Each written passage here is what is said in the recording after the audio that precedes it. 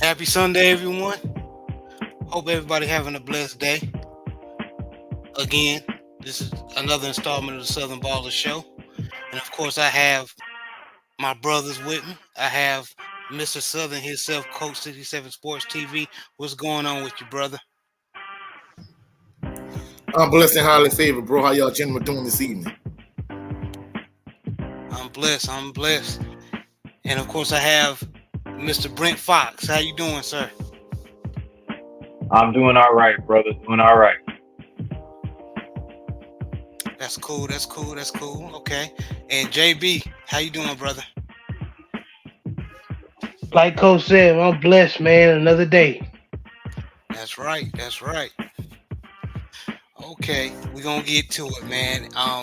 We're gonna get the HBCU stuff out the way.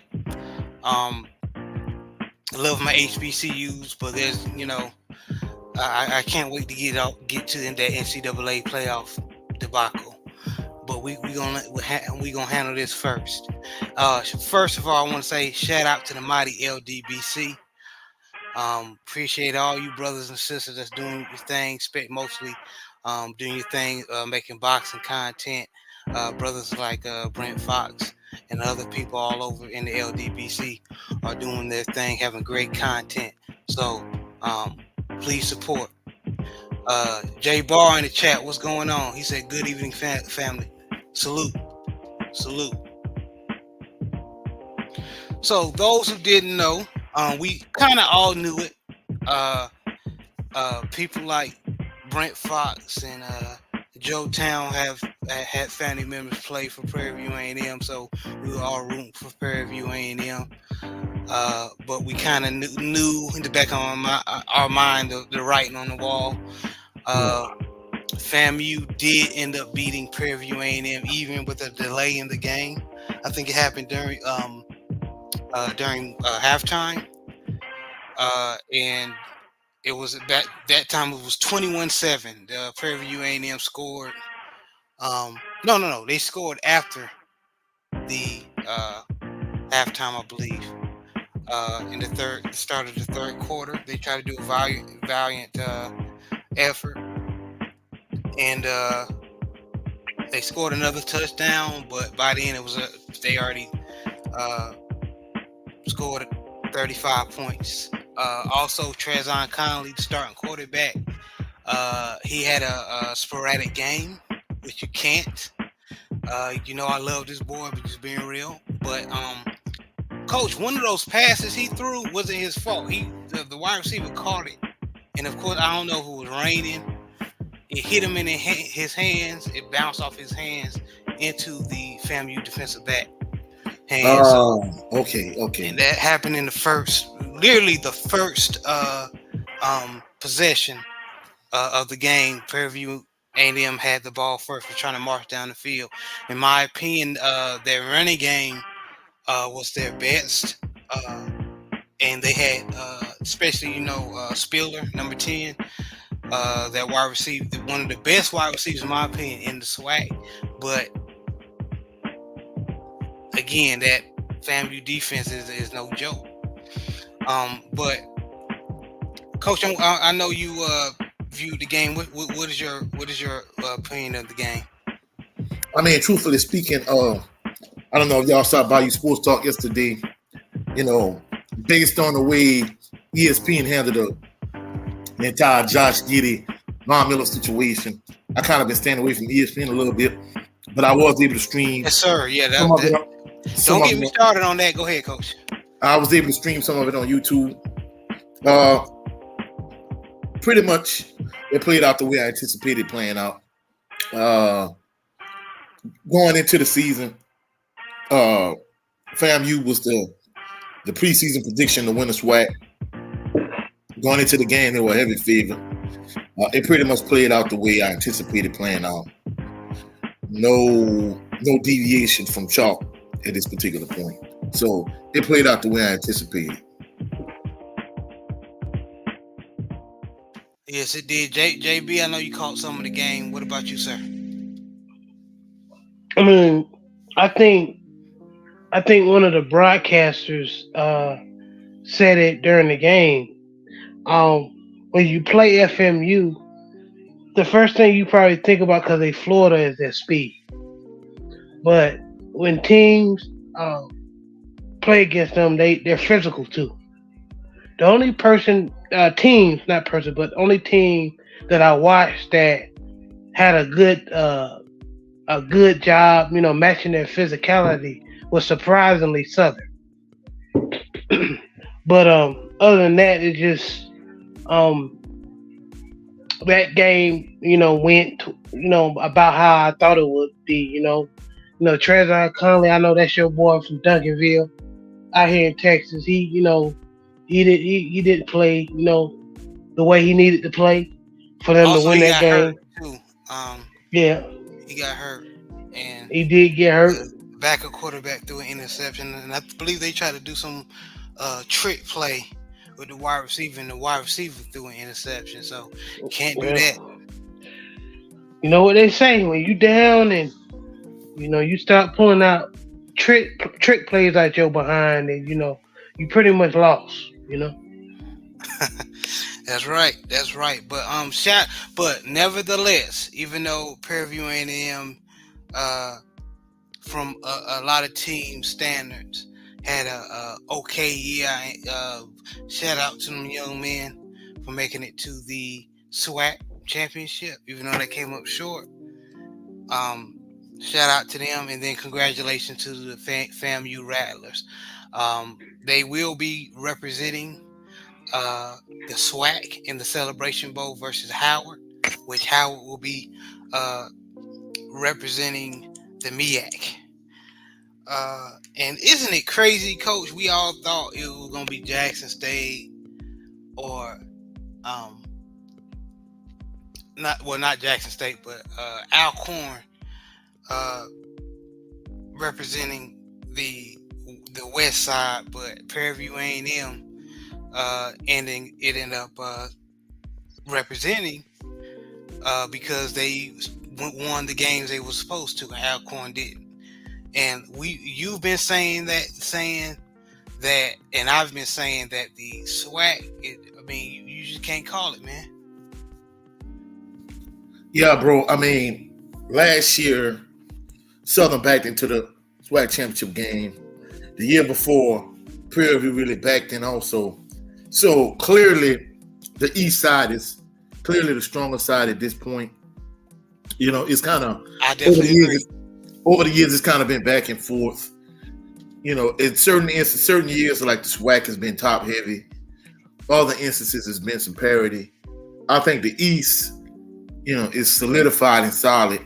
However, there's a lot of parity in the West. So even going into next year, the West is going to be wide open.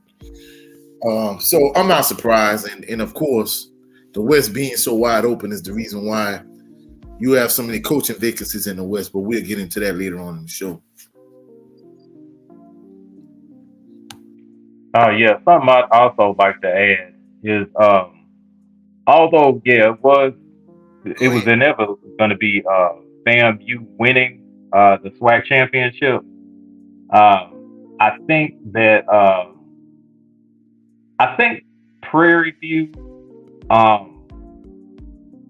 was a pretty solid team, not spectacular, but solid. They won the games that they actually needed to win. I think they even had a win against Alcorn, if I'm not mistaken, which is pretty surprising. Yes, sir. They did.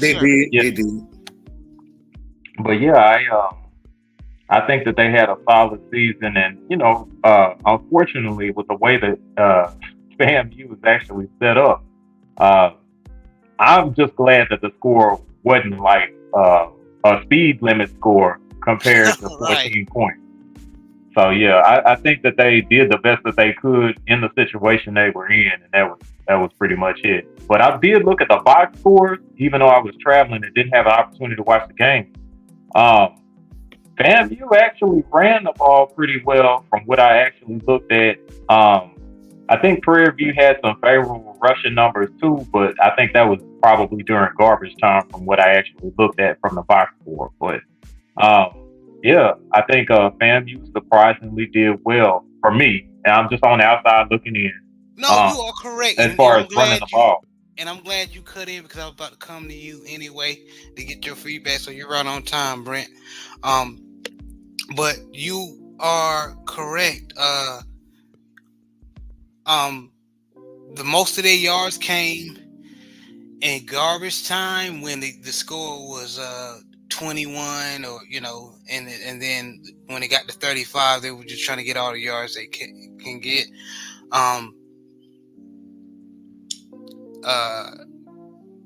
Caleb Johnson did my opinion. If they just get a better offensive line and bring in running back similar to Caleb Johnson's running style, they'll run over. They'll do great. And so as far as the running game, now the quarterback play, I love Trezon Conley. I love the DFW players coming out of there. But if they can get a quarterback that's a more than a few steps ahead of what Trezon Conley does, Fairview A&M ain't gonna be some team to be reckoned with. They already a team that knows how to compete, but if they get those pieces and then a few more pieces on the defense side of the ball, they'll be all right. Okay. Hey, is Conley a sophomore or junior? This is senior year. This is senior year. Okay. Yes, sir. Yeah, they gonna have to recruit somebody now. Yeah. Yes, sir. Yes, sir. They will. If I was Go them, ahead, Coach. I'll go after Andrew Body if I were him. I think that would be a great pickup, Coach. He is going to transfer portal. Yep. Hey, hey, Coach, your boy Harold Blood is into the transfer portal. He better hope he don't end up like Bashawn McCray and just end up stuck in the portal. In fact, he entered the portal also. Dylan Maroda, the transfer from UAB, he entered the portal also. So the only three returning quarterbacks Southern gonna have is family transfer Noah Barton and true freshman, they both gonna be redshirt freshmen next year. Jalen Woods from Georgia. In fact, a FAMU fan was telling me basically they wish they would have been able to get him over Southern because evidently they were interested in him. Once Jeremy Musa leaves, there's no heir apparent to him for next year unless they get somebody in the portal. And Zay Tessick, Scotlandville High quarterback from last year, local product. So basically, two of Southern's quarterbacks into the portal. To be honest, I'm not trying to be disrespectful, but I don't think they're going to go on a whole lot of attention to be true. And I like Noah Barton. I like him. Oh, yeah. I think he was solid. He was solid in the Bayou Classic against Grambling. Against Prairie View, I think more than anything, I think Coach Eric Dooley mishandled him because, he was solid at one point in the game, and then once he was playing well, he took him out. He sat for a couple quarters. Then you try to put him in later in the game, but it was too late by then. He was cold. So I think Dooley mishandled him. In fact, Jaguar Nation been calling for a lot of them was calling for Harold Blood to be benched. I wasn't calling for Harold Blood to be benched. I was calling for more or less him play really all three quarterbacks, Blood, Biden, and Maroda. But, he stuck with Blood the entire season. He, for whatever reason, I don't know why, he decided to play Noah Biden against Prairie View. And I'm like, what are you doing? Blood wasn't hurt. And I mean, who are we talking about here? This is the same guy who had Bubba McDaniel on the bench. Yeah, and he was your best quarterback. So yeah. I mean, you can't. You got to have the discernment to know who's your best quarterback in that quarterback room. So and one thing, one of my friends pointed out, he the type of guy. He's gonna stick with you no matter what, even if the ship is sinking. He's just gonna go down with the ship, and I'm like, it's stupid. No, he was stubborn and he was unwilling to make adjustments. So I can that's understand job. if your backup quarterbacks behind you ain't no good. There ain't no way they can bring you back or even put up a competitive effort. But if the young man behind whoever you got starting can't compete, you got to try something. Especially if the one that you got out there ain't cutting it. Well, I mean, one thing he's shown last year with the Clinton Bubba McDaniel and Bashawn McCray situation, he had a close personal relationship with Benny and Bashawn McCray. Of course, Bashawn McCray's brother Benny, he played wide receiver in DB at Southern.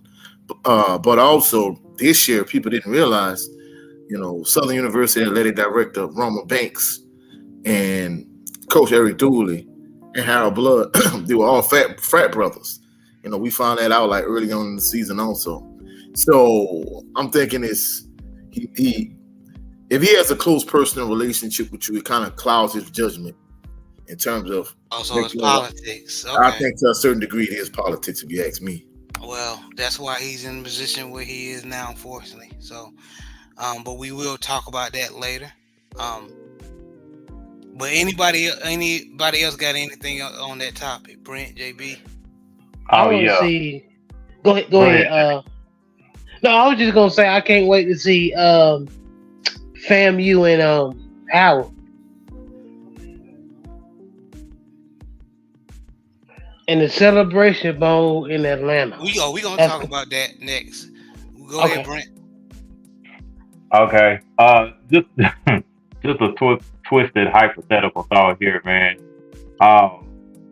What if FAMU actually winds up picking up Andrew Buddy in the transfer portal, man? And what if Harold Blood winds up having to go to like one of them JUCOs and winds up on Last Chance U on Netflix? You know what? That's not. I mean, you laughing and that's funny, but that's not far fetched, Brent. Well, I mean, truthfully speaking, when it comes to not far fetched, brother. Andrew Body, I'm not even gonna lie.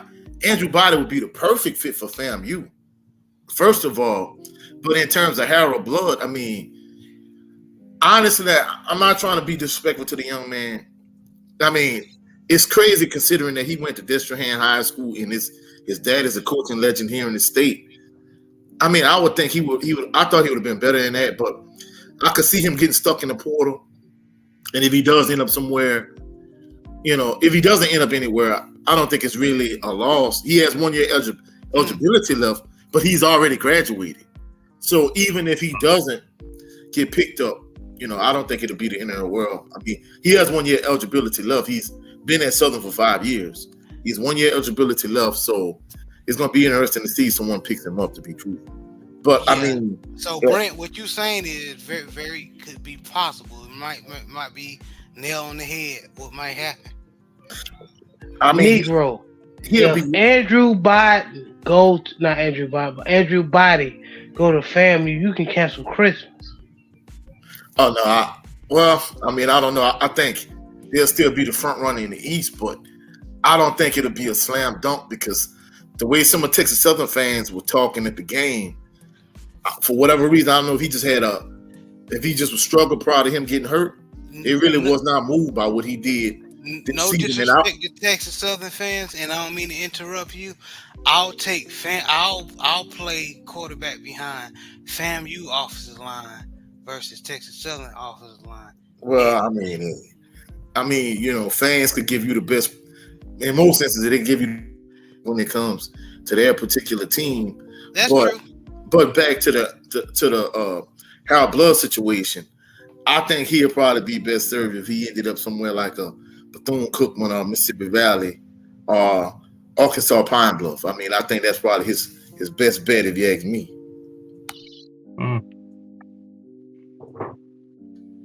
Yeah, but dang. So, Coach, you trying to say Harold Blood can't even play at a Division III school?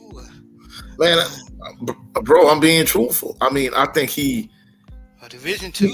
He at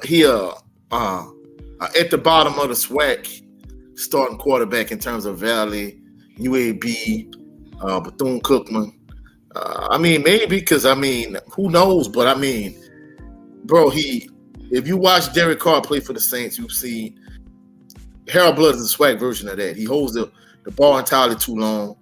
He can't get off his first read. He struggles getting through a progression. But more than anything, he holds the ball entirely too long. So I'm like, if you just load up the box and you blitz Harold Blood is going to struggle if he doesn't know where he already wants to go with the ball.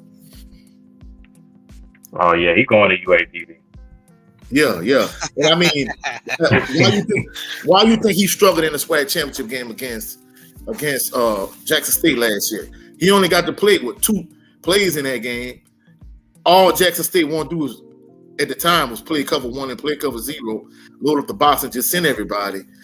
He can't go through a progression quick enough to get rid of the ball, and he's not athletic enough to. With a team that is aggressive as Jackson State at the time, he wasn't athletic enough to get out the way. So that's why he fumbled the ball. And of course, Coach Dooley had to quickly pull him. So he stuck with him this year because he was the most, supposedly from what I understood, behind the scenes, he made the fewest mistakes. And he had been there the longest, but he struggled during the course of the season. I mean, Southern won games in spite of him, not because of him. Wow. Y'all heard it from a Southern fanatic. Salute If you to don't living. know, now you know. Now you know. Salute to Living Big with Big Red. He said, "What's good, everybody, man? Y'all go subscribe to this brother, man. He talks about a little bit of everything. He's a Baltimore Ravens fan like me, but he talks about everything. Good content. Good brother, man. He's killing it out here. He's an up and coming channel, and he's a very interesting channel. So please support this brother. We're gonna move on to what JB want to talk about, which I'm gonna call to you first. Who wins, Howard versus FAMU?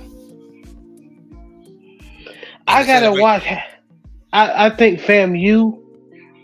I gotta watch Howard. Haven't really got a chance to look at Howard good this year. I have looked at him, but not long because I was interested in other games. But just like with me and Coach, we got a debate a couple of years ago about the MEAC always, especially in the last couple of years, especially with the Jackson State going to the Celebration Bowl, beating the SWAC. So, Coach, schooled me in the perspective of this is not a every, it doesn't happen all the time. It was just in the case of the Jackson State teams. But I just feel like Past few years, I don't know. Yeah, I just feel like that. Until one of the SWAC teams show me something, I'm going with MEAC. I don't know what it is. FAMU gonna have to show me. You feel me? So, Okay. my head goes FAMU, but my heart goes Howard, based on what's been happening. Because I still don't think that this FAMU team is better than the 2 Jackson State teams that went to the Celebration Bowl. So we'll see. And this is coming from a novice fan of HBCU, because you've been these last couple of years you've been having me watch HBCU football closely in the last couple of years. So I'm excited, and I'll be watching that game. Well, Howard has a running back called named Jared Hunter. He's had a very good career. 133 carries, 602 yards, 8 touchdowns, 4 yards a carry. So he's pretty much the short yardage back. they put in. And their quarterback number one isn't bad either. He's been keeping them in games, in my opinion, along with the running back. So Quentin Williams is the name of the quarterback I'm talking about. He's in this graphic on the left. So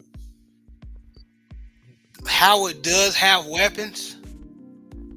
I'm not really familiar on the, because my head is always in the SWAC. I'm not really familiar with the defensive side of they can be scored on.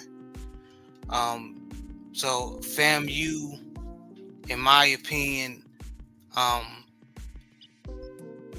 definitely have more than a chance. It's going to be. I think it's just going to be a good game. I think it's going to be a good game. Of course, I'm going Florida A&M Rattlers to win, but because I'm a SWAC guy. But well, we will see. Coach, what is your opinion? Truthfully speaking, bro, I think FAMU is definitely going to win this game. Now, to JB's point, he's right from the standpoint that for the last handful of years, the MEAC has beaten the SWAC in the Celebration Bowl.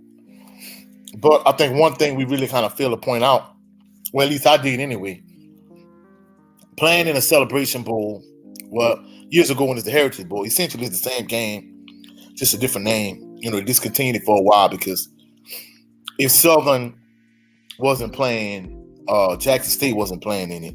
Well, Jackson State couldn't play in it at the time because they was always opting to go to the NCAA Playoffs. But playing in the Celebration Bowl is kind of like the equivalent to playing in a Bayou Classic or any like rivalry type game. You could be the favorite in it and you can lose it.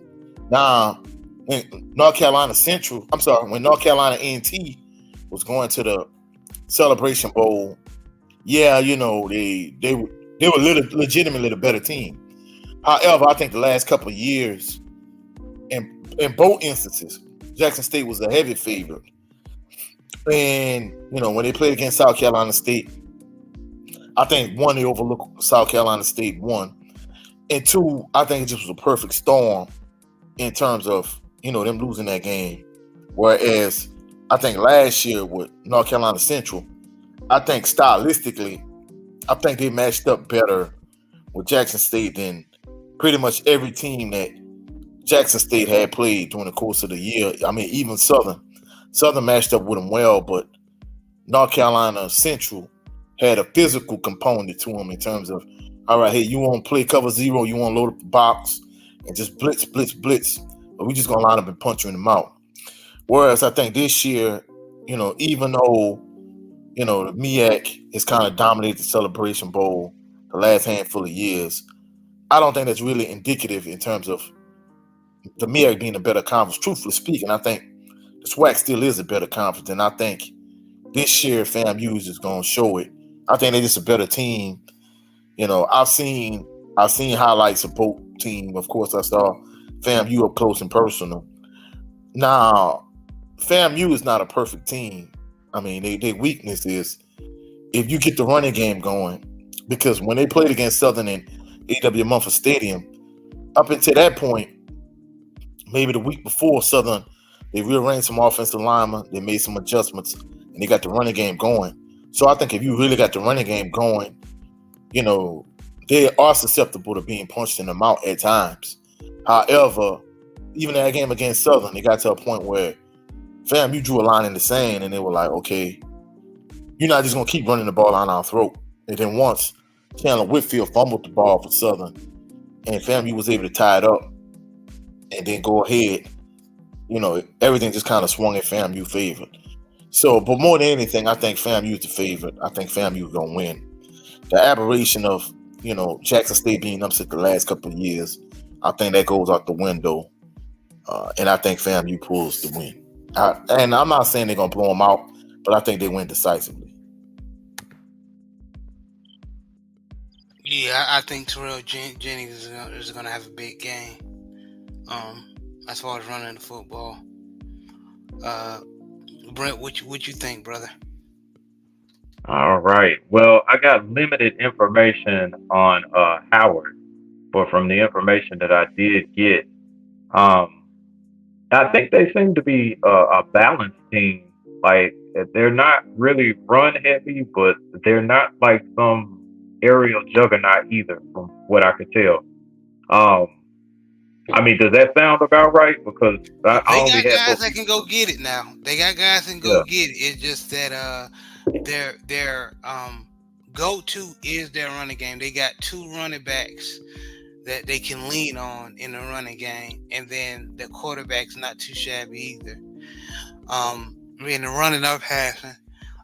This is the same team that upset the North Carolina Central. Everybody knew was going to represent the MEAC in the Celebration Bowl this year, but they beat them 50-20, and this was a Mm, very good North Carolina Central team with okay. that freak at quarterback Darius Howard.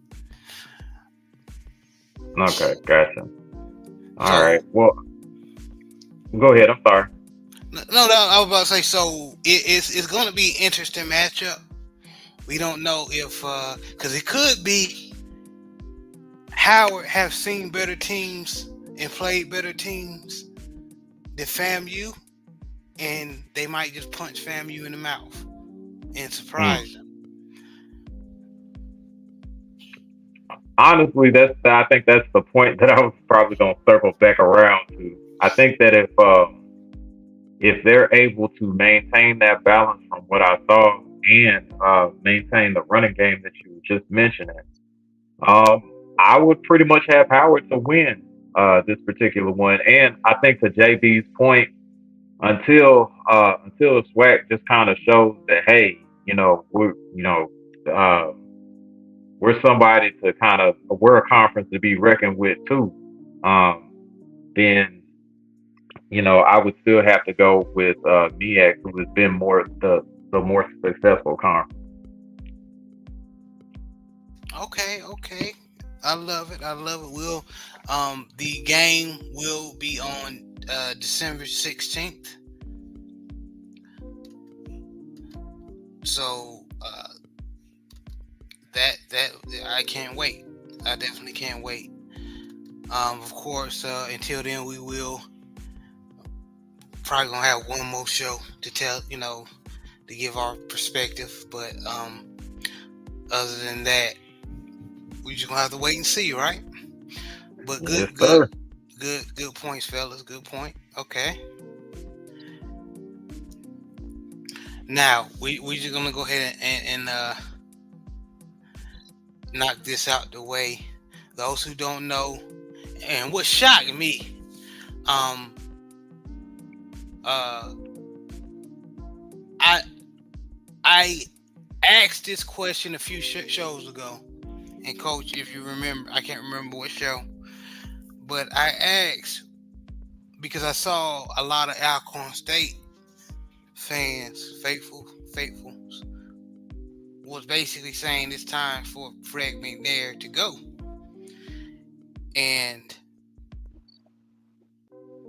later on, earlier today, saw a notification saying that Fred McNair is in the running for, or think it may be, a candidate for it was the Texas Southern job, Coach, Yes, sir. the Texas Southern job. So, wait a minute. If he's in the running, that means Alcorn State fired him, and Coach confirmed it. And then after looking at going on the internet and the articles and HBCU articles, it confirmed Coach Fred McNair, older brother of Steve Eric McNair, is no longer the head coach of Alcorn State. Hmm. Hey y'all, how long had Coach McNair been at Alcorn? Because I think he was there for a while, wasn't he? For a while, bro. For a minute. for a minute. It was a good run. It was a good run. You very right, Brent. It was a good run. So also Hugh Jackson is no longer the coach of Grambling. Me personally, I think the I know people are some people are glad the Graham fam is a lot. Majority are happy to see this, but in my opinion, I think it was a little bit premature. The firing. Bro, I don't mean to cut you off, bro. I agree 100%. I know a lot of individuals gonna say, "Well, Coach, you biased, you a Southern fan," but I mean, he was only there 2 years, and he showed progression. Now I know a lot of people gonna say I'm a hypocrite because I wanted Eric Dooley out at Southern, but from a talent standpoint, Southern had a much better team than Grambling. Whereas, like last year, had Coach Dooley not mishandled the quarterback situation, Southern could have easily beat Jackson State. Whereas with Grambling, I mean, basically he just, he showed progression from last year to this year.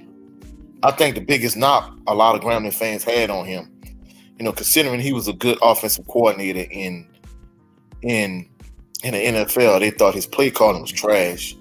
But the problem with that ideology and that line of thinking is the fact that last year when he took over the job, he wanted to bring in Art Browse to be his offensive coordinator. And, Grambling signed off on it initially. However, when it was time to actually pull the trigger on it, I don't know if they look back in his past at Baylor or whatever the case may be, they wouldn't sign off on it. And every other person he tried to make, his offensive coordinator, either Grambling couldn't afford, those particular individuals took jobs elsewhere. So it was to a situation, I could speak more closely to Jaguar Nation, even though in terms of Grambling fans, even though I live in Baton Rouge, you'll be surprised how many people that live in Baton Rouge end up leaving. Instead of going to Southern, they go to Grambling, they go to Jackson State, they go to Alcorn State, they go to Prairie View, they go to all the, FAMU, all the schools around the SWAC and the MEAC. So just don't think just because someone lives in Baton Rouge, they go to Southern. But the point I'm trying to make is, like, Grambling fans, they just, they had enough of him for whatever reason. Me personally, I felt like they, considering the talent level there when he took, really truthfully speaking, I don't think they should have fired Project 5 if you ask me. Because a coworker was telling me this like a couple months back, like, oh, they shouldn't have got rid of Coach 5, and I agree because I agree too. But in terms of Hugh Jackson, I felt like they pulled a trigger way too early on him. I definitely agree. I think this firing was very premature. I feel like if they're not liking the offensive play calling, get somebody in that he trusts, work with him, like the Art Browse. Or if it's not Art Browse, somebody else. That can be fixed, in my opinion. But and I just like how HBCUs. I just like the thought of HBCU bringing a black NFL mind into these young men and then into that coaching room. But I guess they had to separate. And bro, one last point I'm gonna make is, I just felt like Grambling fans were unrealistic about the talent level that they had. Okay, that's what I was gonna get. It's not like they had Jackson State talent from last year, FAMU talent this year. I think the reason why Southern fans had more of a leg to stand on is the fact that, player for player, I mean, Southern was just as good as FAMU. I think the major difference is the fact that FAMU had Jeremy Musa, whereas Southern had Harold Blood as starting quarterback. And in addition to that was, Willie Simmons, from a play calling standpoint, from a clock management standpoint, from a decision-making standpoint, he was light years ahead of Eric Dooley. And, this one thing, Jared and I spoke about behind the scenes is, you know, so many SWAC teams recycle SWAC coaches. If you just look at over the years, like for example, Southern, you know, Marino Castle was the head coach of Southern, and eventually he was the head coach at Alcorn, and then like in '92 he was the AD, and he ended up being the interim coach at Southern. Eric Dooley was at UAB, Grambling, Purview, Southern. So a lot of these SWAC coaches, you know, they make their rounds from all around the SWAC, and that's one thing Jaguar Nation really has been adamant about. Like, we want someone that has ties to Southern, but we don't want another one of these recycled SWAC coaches like Coach Eric Dooley, who was a wide receiver coach at Southern for years, and you know, he was a wide receiver coach at UAB. He was an offensive coordinator at Grambling, was the head coach at Prairie View. We don't want another recycled SWAC coach. So I think that's one thing, like the SWAC, not just Southern, but the SWAC as a whole, need to get rid of this mindset. We only want coaches that has been in the SWAC. No, you could open up and broaden your horizon. I don't care if you get a coach from another HBCU round, whether it's a MEAC coach, whatever the case may be, but you don't need to be pigeonholed and just limited to SWAC coaches. I agree. You do a couple of shout outs in the chat. Hendo, the Road G podcast, another Baltimore Ravens content creator, but he talks about everything. Y'all go subscribe, man. Support this brother, man. And another brother, Brandon Bazell, aka 86 Ghosts. He does food reviews. Matter of fact, he saved me from wasting my money on something I wanted to try. So he does food reviews. He talks about just from depression to what we have to deal with as men. So and of course including sports. So this is another brother y'all need to support, man. Get his likes up as well. Joseph Townsend said firing Coach Jackson is a mistake. He didn't even have time to develop his recruiting class. Facts, man. I'm gonna post this up, leave this up for a little bit so y'all can see that. Yeah, that was another point that I was getting ready to make. Go ahead.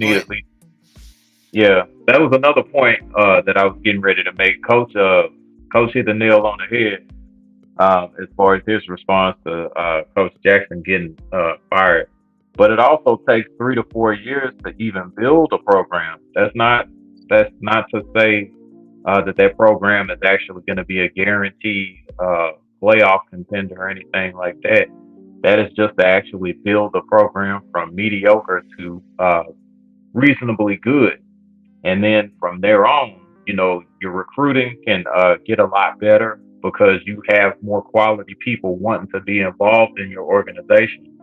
But a lot of time, man, especially with like the social media stage now, people just want instant gratification and they're not respecting the process. There's processes that actually kind of go into being able to first and foremost build a winning program, and then once you build that particular winning program, then you can recruit a lot better. It's not a situation of where you can come in, be a well-known name, and then get all these good recruits, and all of a sudden you guys are at bowl games playing and winning championships, and now you know you're on top of the world. What happened with Coach Prime at Jackson State was an anomaly. It's not an expectation, and a lot of people kind of get that mixed up. But thank you, Coach, for bringing that to the forefront.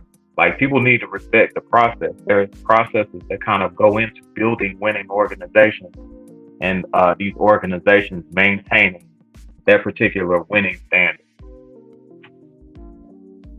Man, y'all cooking tonight. Y'all always cooking, but especially, go ahead, Coach. Just to kind of cap it off, bro, you know, over the years, if we just go like through the history of the SWAC, like Southern, Jackson State, Grambling, Alcorn are kind of like the blue bloods of the SWAC. And at one point, you know, it really got to a point where Jackson State and Southern were like the two unrealistic fan bases in the SWAC. But it's getting to a point now, bro, like even Grambling. I mean, I guess Grambling don't really know like Coach Jackson has really progressed their program.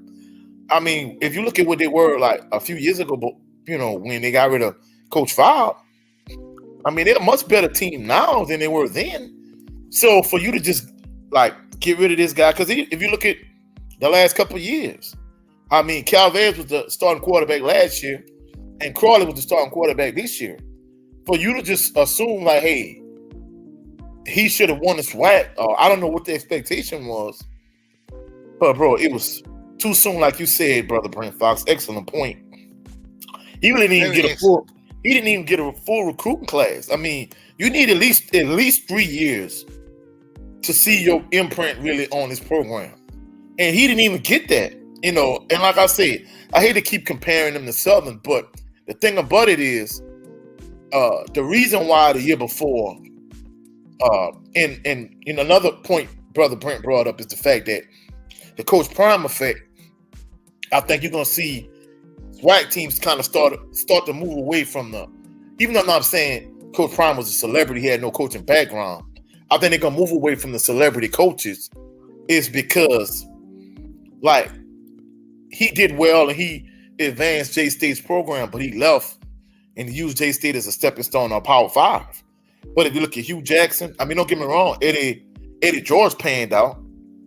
Ed Reed did not pan out. He didn't even get to the season at Bethune. But the point I'm trying to make is yeah, go ahead. I think, we talked about it a few weeks back on Bayou Sports Talk, is teams really kind of want to go more towards the Coach Pete Richardson archetype and prototype, as opposed to the Coach Prime, the guy that's going to really set your program up nice for a few years and then leave for greener pastures, whereas you want a guy that's going to be there for 15 years and really transform your program and win multiple SWAC championships and celebration bowls and so on and so forth.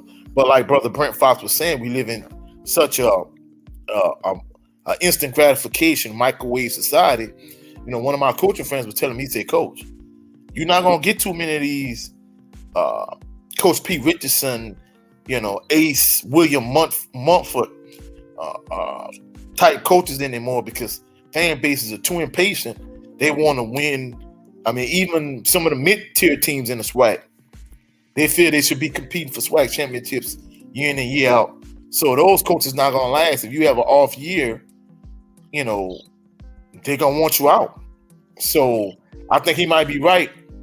You might be hard pressed to get another Coach Pete Richardson or Fred McNair or whoever, Buddy Pugh, a guy that's gonna be there for a while, because if you have a couple off seasons, man, they're ready to get rid of you. Oh yeah. Also, since we're speaking particularly about Grambling, I don't know why I didn't think of this before. Coach Eddie Robinson, pretty much maybe had that fan base full. They were used to having so much success with him, and then I know that they tried it with Coach Doug Williams. Right. Well, yeah, they they had been fed and spoiled off of success with Coach Robinson. So and that doesn't happen a whole lot. Well, I'm not gonna lie, bro. At the tail end of Coach Robinson's tenure at Grambling, like the game had really passed him by. That's why Coach Richardson was having so much success against Grambling, because I remember, like I was like middle school, like going into high school, I think, and for the most part, my dad would tape the games on NBC, but we would actually go to the games, and then we would come home and watch it that night. And basically, what he was saying was, he was like, man, like he thought Coach Rob was losing it a little bit from a more so him being maybe a little bit senile. And he was like, son, you didn't see that he drew a play up in the dirt? And I'm like, I don't understand. Coaches do that type of thing all the time. He was like, no, son. He ran that same game the same play. He ran that same play the entire game. And I'm like, wow. So I think that's why, Coach Doug Williams, he took over. Another thing too, with him. Don't tell me he was catching Alzheimer's. I mean, you got to realize, Coach Rob was like, he was way up in age. Like, I was trying not to laugh at that, bro. No. I'm not trying to be funny. It's like people don't realize how many years, because people don't realize he graduated from Southern. And the Southern legend, really, he kind of was like the predecessor to Coach Rob, but Coach Rob had more longevity than him. A.W. Mumford, that's who Southern Stadium is named after. Coach Rob was his understudy. So he kind of took off once A.W. Mumford retired. And basically, he was a legend. I know a lot of guys, like different schools I coached at. There's one particular coach, his name was Coach Pennywell. He played for Coach Rob. And he played in the NFL also. So he was a legend. He was able to get all of these players. But on the tail end of his tenure, like the early 90s, like the game had passed him by. Coach Doug Williams, he took over and he did a good job. But of course, he always had like behind the scenes things that got him in trouble. His first tenure behind the scenes issue, and then his second tenure at Grambling when they brought him back. His son was the starting quarterback. There was some political issues, and it was a mutiny by the team, and everything just went sideways. But more than anything, the overall point I'm trying to make is some of these HBCU and SWAC schools, they think they should be, competing for SWAC championships every year, and that's unrealistic. I mean, even with the Southern fan base, I think this thing that just got Coach Dooley is the fact that he underperformed considering the amount of talent he had.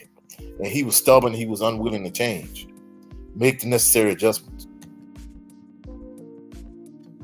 No, I remember when Doug Williams was coaching at Grambling, and Grambling was bogus for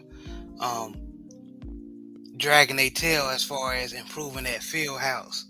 Because I remember. I remember players were complaining about, hey, the equipment, the benches and stuff is falling together. Some of the weights is rusted, and because it looked like a prison yard out there. Yeah, and y'all expect us to win some games in this condition, right? And Doug Williams was complaining about it. So yeah, I remember that, but Grambling had some fault to that too. And I'm not saying that you're disputing that. I'm just speaking from remembering that time. Yeah, bro. That's why I commend Alcorn State for kind of being like the first SWAC school I went to that has just such excellent facilities. What you just described, I think pretty much all SWAC schools went through. I mean, even when Coach Richardson when he was winning SWAC championships, and Southern will go 11-1 this year, and then maybe 6-5 the next year, but turn around and go 11-1 the following year. He used to constantly complain about the state of the Felt G. Clark Activity Center, which we call the Mini Dome, the facilities around Southern University's campus. He used to constantly complain about that. That's why, it kind of saddened me a little bit, the fact that the game had passed him by also, like in 07, 08. He didn't get to see everything that, he pushed for and fought for all those years. It kind of came to fruition, maybe the last handful of years. But of course, I was glad to see that they brought him back as a commentator, and he was able to see everything he pushed for the new, all the new coaches' offices and the new facilities and everything. Southern University's campus is really taking off, and it's kind of starting to catch up to Alcorn, but Alcorn was like the flagship of the SWAC when it came to facilities. Mm. Right. And I'm going to say a couple of shout outs and we're going to move on. Joseph Townsend said, who is more of an accomplished coach in the SWAC or HBCU football than Hugh Jackson?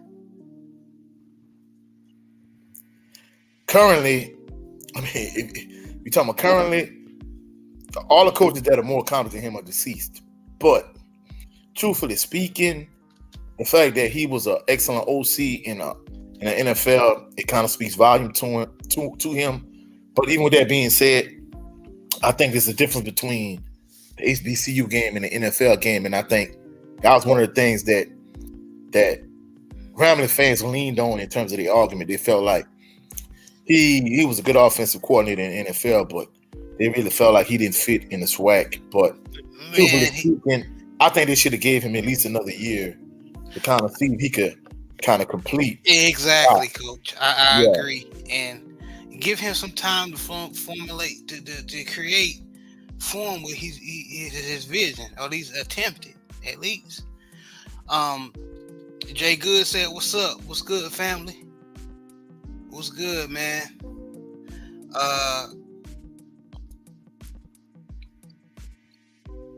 Y'all see the coach that's in the middle on the far right?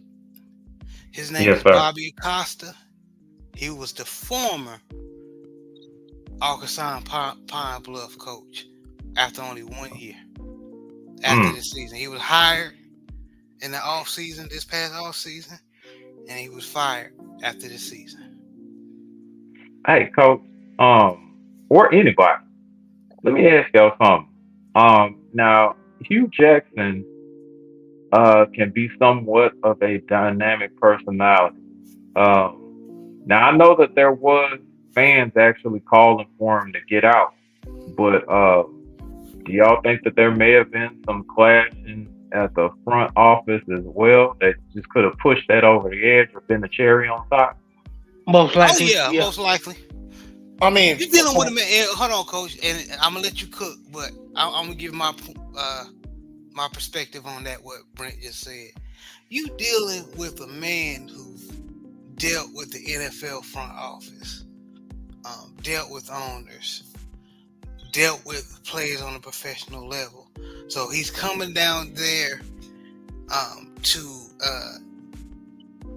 like Coach said, the blue blood of the SWAC, which is Grambling. And a lot of times the higher ups in that establishment want you to run, the program a certain way. And if you don't, kiss their ass. yeah.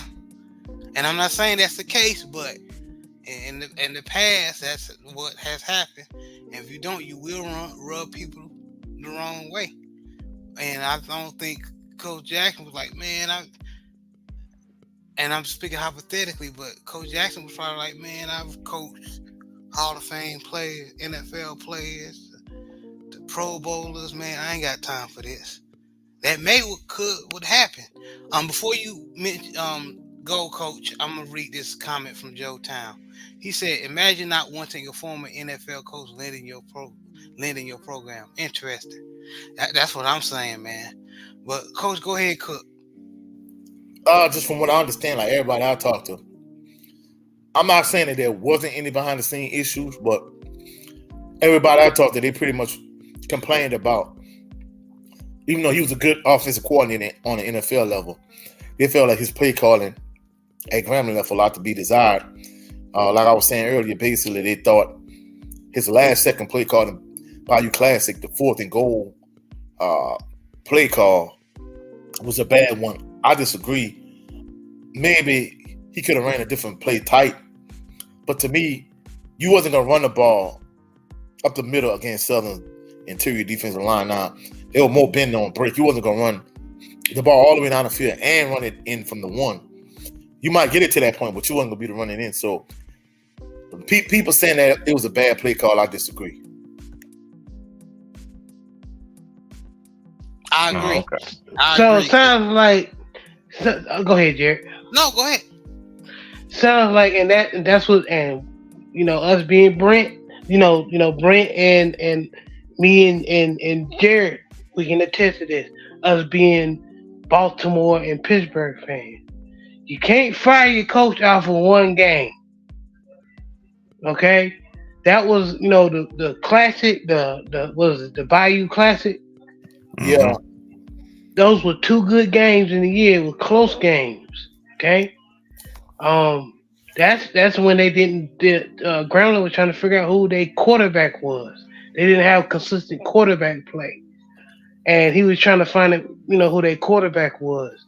This year they kind of know, you know what I'm saying? And then you had Chalk, what's my boy named Chalk? Yeah, Floyd Chalk the fourth. Floyd Chalk the fourth. You know what I'm saying? You got some good pieces there. And I mean, like you said, Southern dug they heels in. You know what I'm saying? Their D line was getting penetration. I think Floyd Chalk the fourth was kind of tired because he got them all the way down there. So they was trying to spread that defense out because they was ready to stop Floyd Chalk the fourth. So what did you want him to do?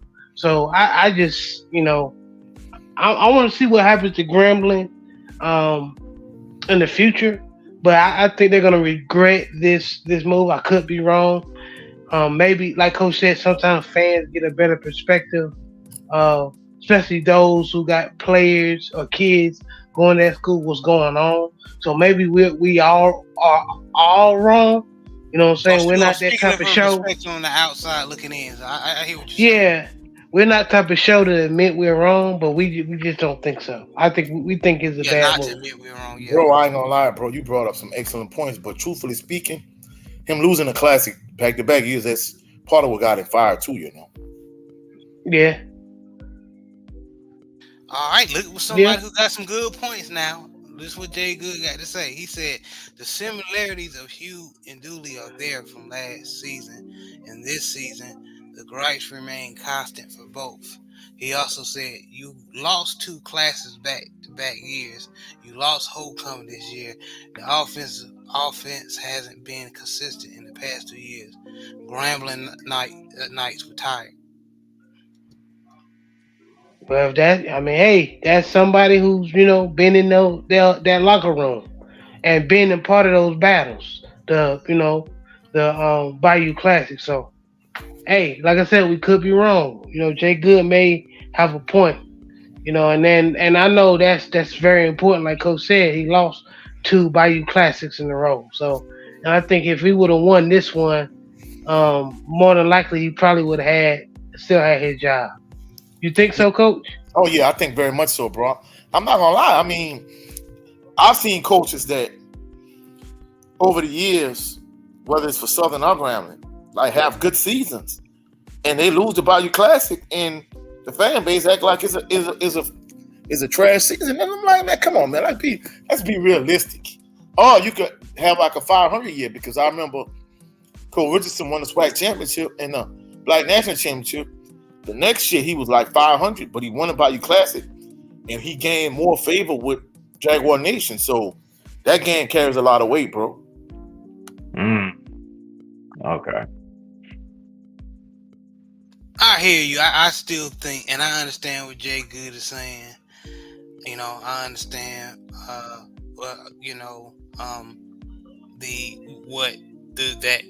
That Grand Fam faction is wanting down there in Louisiana, but I just feel like they could have gave him at least 1 year, one more year. My opinion.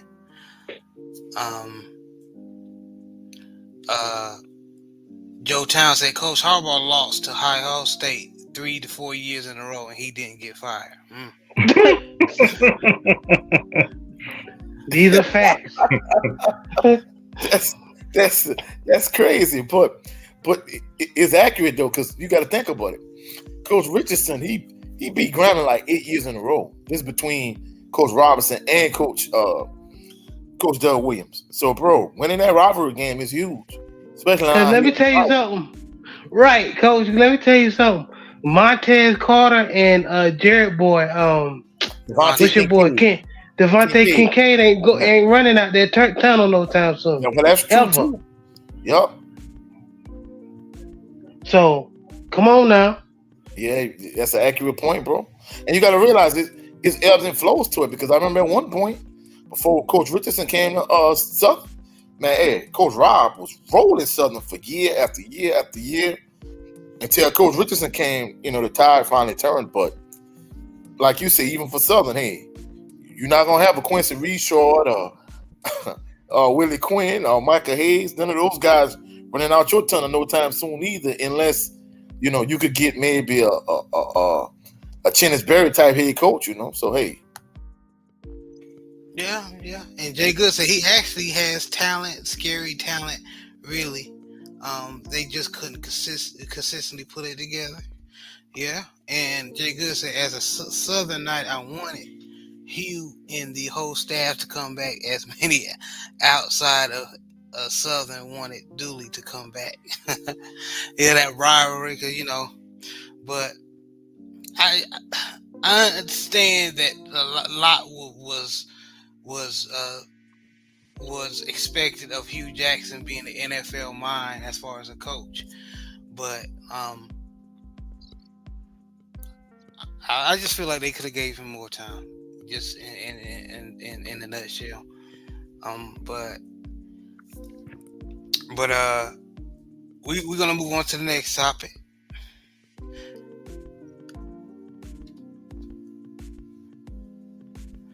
This is what I've been waiting for. How in the hell did Florida State, which I'm not a fan of, they're part of the ACC, but you got to give credit to Jordan Travis killed it this year. I'm sorry the young man had a knee. Was it a knee injury, y'all? I think it leg was. injury. Yeah. Yeah, leg injury. Had him sidelined for the rest of the year. How the hell did Florida State did not make the playoffs? And then this was fucked me up. Georgia only lost one game and didn't make it in. And to Alabama. So y'all just pulling straws and shit to pick teams to make it to what the hell's going on? Texas lost to Oklahoma. And they in, right? Yeah. Texas, Mm-hmm. and what? Ho. Is Alabama in the playoffs? Yeah. What the? You know Alabama in there. Didn't they lose to somebody? They lost to Texas. Yeah.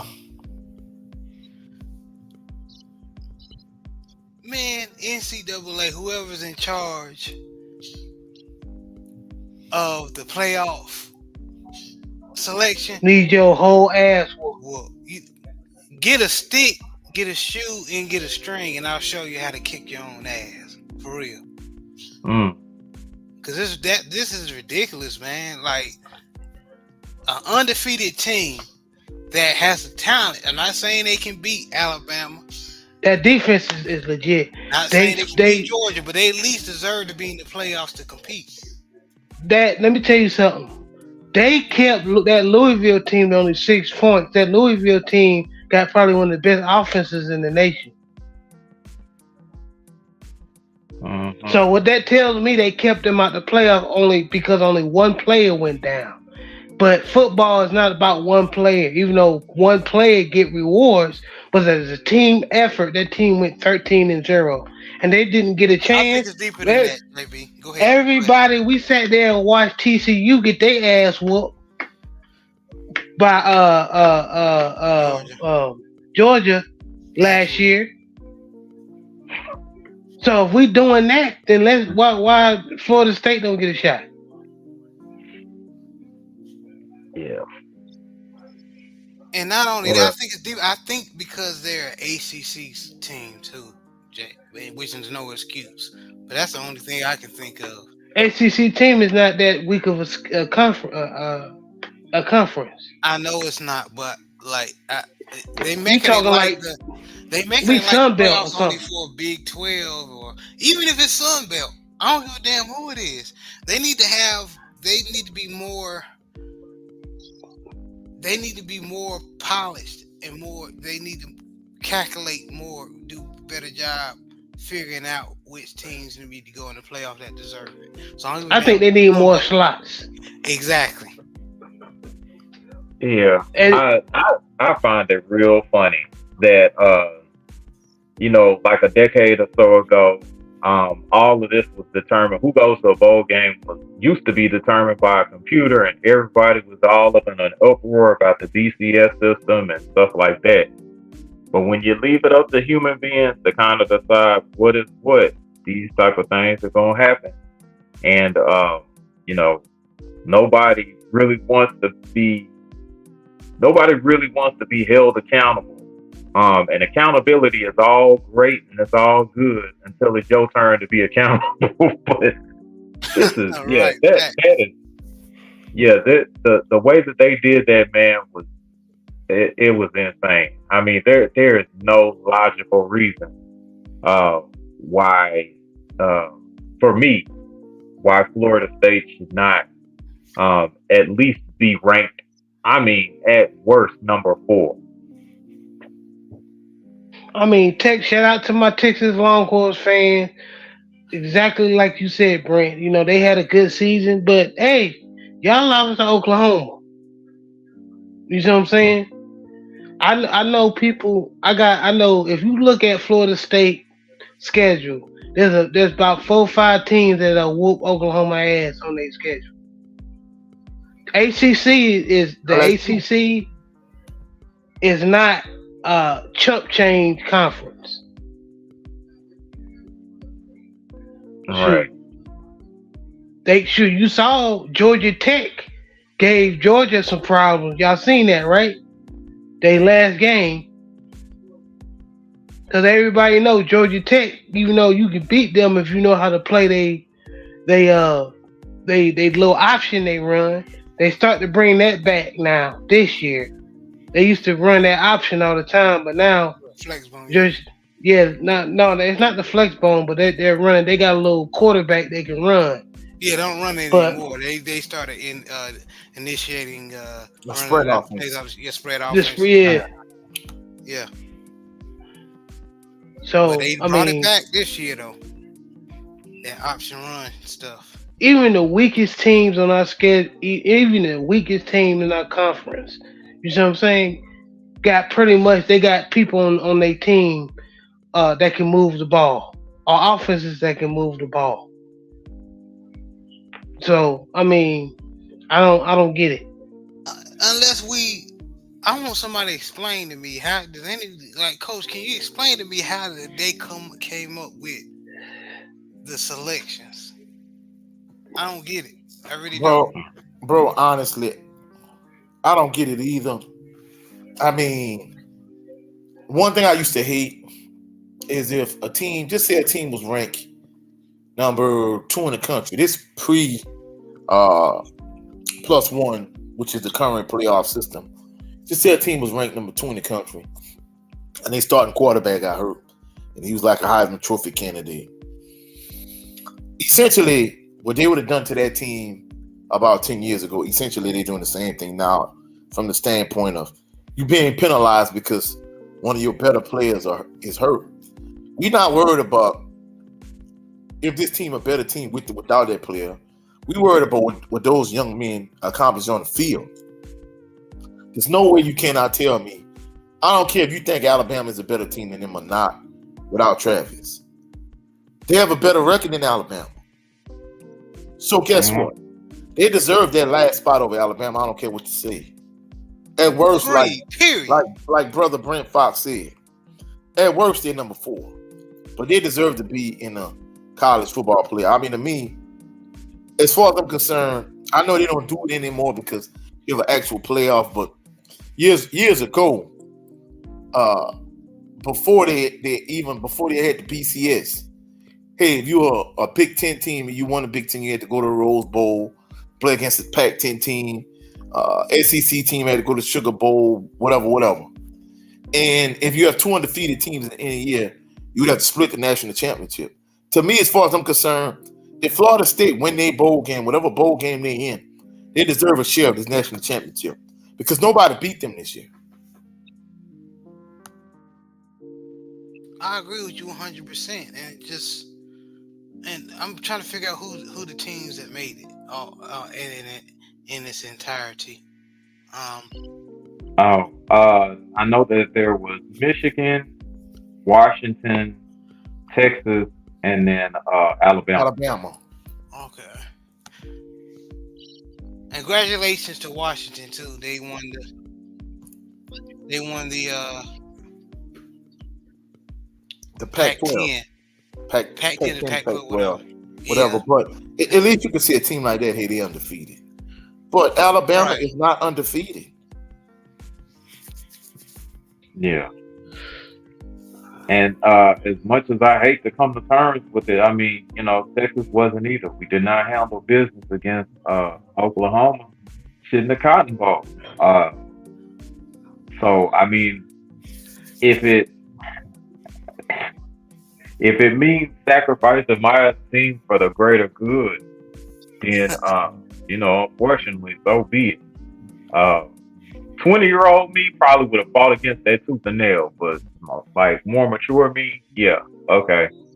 But yeah, I mean, and I think it was because there was, I had a matter of fact, man, we had a conversation before I left last week, at the barber shop where I was getting my haircut, and just to y'all's point, um, they weren't holding the ACC in high regard, and then unfortunately, as a consequence, um, Florida State didn't get its due opportunity to try to represent itself in a conference. I mean, excuse me, in a playoff game. Um, they thought that, of course, because the SEC is the more heralded conference, and pretty much everybody have to play everybody. Um, the top representatives from that particular conference should be the ones that go. But I was like, no. I mean, shoot, if your record is better than somebody in the SEC team, and you have and you played comparable competition, on a D1 level, then why shouldn't you go? That was my argument. And then the whole SEC thing came into play and was like, well, hey, if you got this type of conference and it's been heralded for this long, people ain't gonna look at the team that actually did well in the conference that was put in front of them. They're gonna look at that SEC conference all the time. So that is what kind of pushback or feedback I got down at the barbershop the week before. So Talking about some of the SEC. Georgia Tech will beat Florida ass. Florida was not good this year. And Vanderbilt and all them boys. Right. But yeah, that still doesn't justify Florida State not getting in. That is, to me, that's crazy. It don't. That's all just them. Just and I think that they were just and just I respect the set. That's where my opinion. If you want to get some big hog mollies or defensive players or whatever, you get somebody. A lot of them come from the set. You know what I mean? Just being real. Or the Big 12. We talking about overall team though, right? Yeah. But as far as overall just football, man, just right. Florida State earned a spot in the playoff. Here's his teams. Michigan and Alabama is going at it on January 1st. And Washington and Texas is going to play.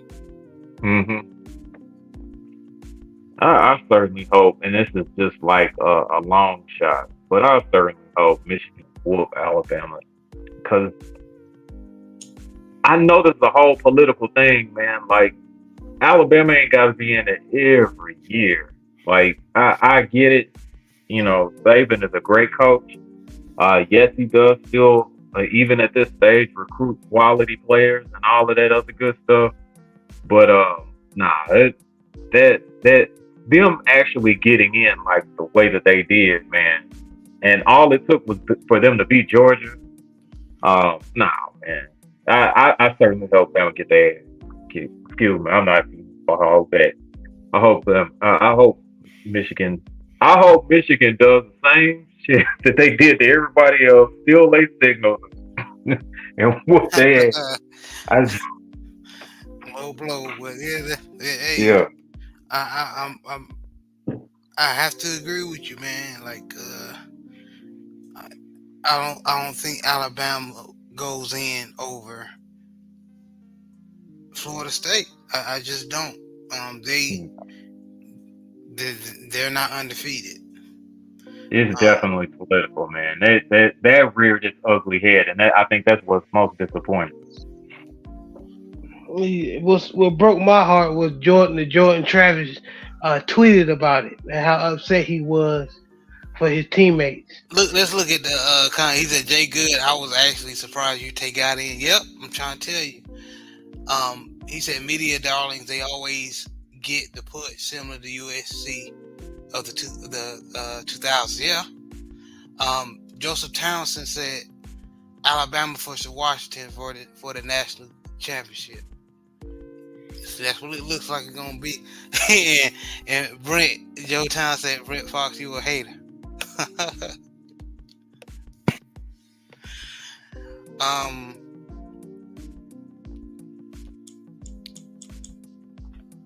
I mean, I'm happy for Joe Milroe. You know what I'm saying? For Alabama, I'm happy for him because I know, Jalen Milroe. You know what I'm saying? The shit he had to eat at the beginning of the year. You know what I'm saying? People doubted him, but I don't think Bama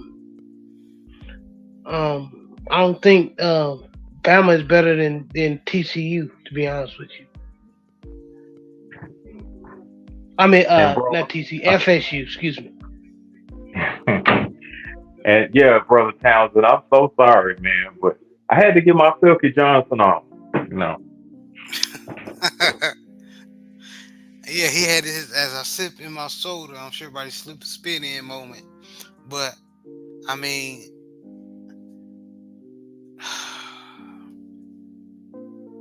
and then Nick Saban's in the media talks about my heart goes, I feel for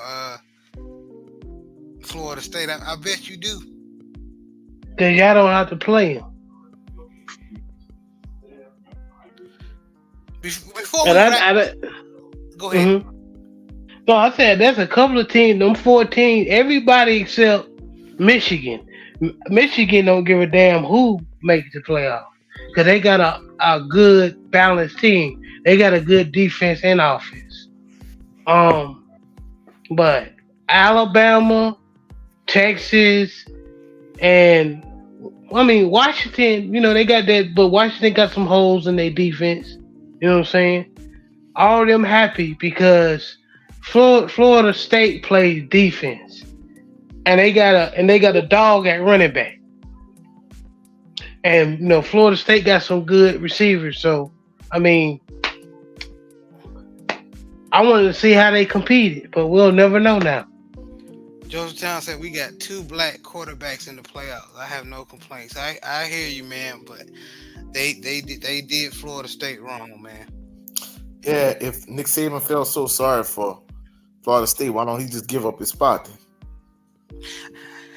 Fact, I hate when people say, my heart goes out. Okay, you feel so sorry for me. How come you can give me my spot? He was better off not saying nothing. I can't stand when people do that. If you feel sorry for me, then give me your spot then. But people ain't gonna do that. They just, I guess it's the right thing to say at the moment. Yeah, that's all it was, Jake. Yeah. That's all it was. But here's one thing that's been bothering me, and y'all know, those that have been didn't know, my high school alma mater made it to the regional championship game. Basically the game that decide if they're going to the state championship or not. They didn't make it, unfortunately, but they made school history. It was the first time in school history they made the regionals, so I'm proud of them young men. They broke a lot of generational curses as far as sports. So they still made history. I'm proud of them. But what I want to address is the home cooking that the refs do.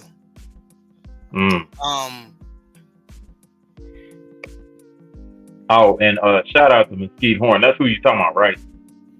Mesquite Horn, no. Heck no. Oh. My bad. Nah, not Mesquite Horn. Even though Mesquite Horn did have a couple of good ball clubs a couple of years ago, but not them. And we got the first black coach in history. Yeah, Okay, well, shout out to y'all. yeah, and yeah. So the school ended up going for the playoff game to their home. So they had county refs um, officiating the game. So,